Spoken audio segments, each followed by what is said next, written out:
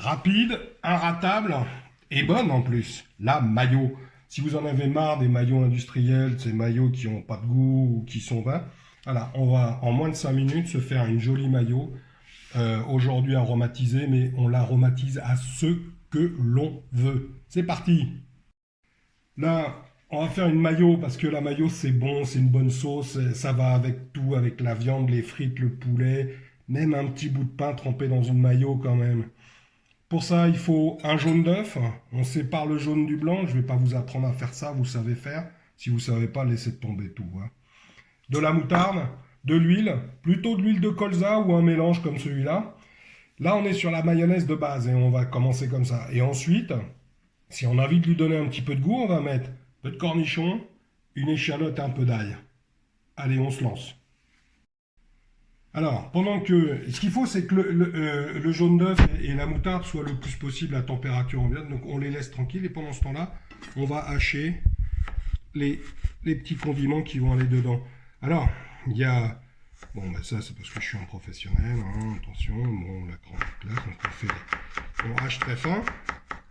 Sinon, si on est pressé, et ça m'arrive aussi, hein, quand on est pressé ou machin, on a la moulinette.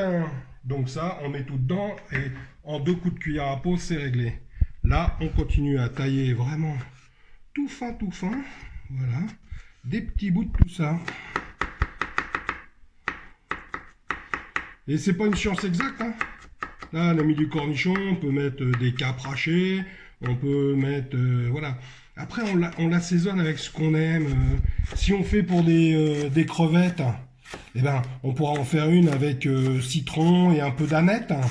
Hein, ce petit côté... ça donne un petit côté bien sympathique tout ça. Voilà. Alors une fois qu'on a fait ça, on va attaquer la mayo. J'ai préparé, juste avant, ça c'est un sopalin qui est humidifié. Je vais le poser là et je vais poser mon plat dessus parce que hop, ça va faire un antidérapant. Où est mon fouet? Hop là, le fouet. Une belle cuillère, une cuillère de moutarde. Oh bah, n'oubliez pas de faire les courses. N'oubliez pas de faire les courses, sinon vous n'avez pas. On mélange bien la moutarde et le jaune d'œuf. On ouvre ça. Et alors là, attention, pareil, musculation, objectif Tokyo 2021. Hop. Faut bien que ça parte. Il faut absolument que ça soit. Alors, on en met très peu. Il faut que ça soit lié dès le départ, hein, sinon on la perd, et après on est embêté. La mayonnaise, c'est comme, c'est une émulsion, on le sait, donc c'est en fonction, sa solidité sera en fonction de l'air que vous rentrerez dedans. Alors là, si on tourne doucement, on a une mayonnaise plutôt,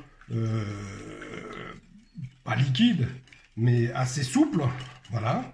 Et je vais vous montrer, vous allez voir comment on peut démarrer au quart de tour. Là, on continue. L'idée, c'est pas forcément... On peut s'arrêter, mais pas trop, quoi. C'est mieux de pas s'arrêter. Voilà, là, on est toujours sur une mayonnaise assez souple. Et vous êtes parti... Alors là, et là, on va partir. Hein, avec une mayonnaise.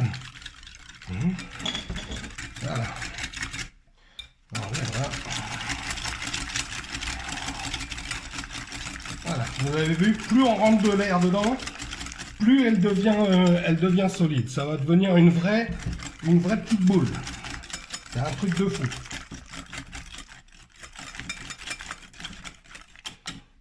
Allez, elle bouge plus. Hein.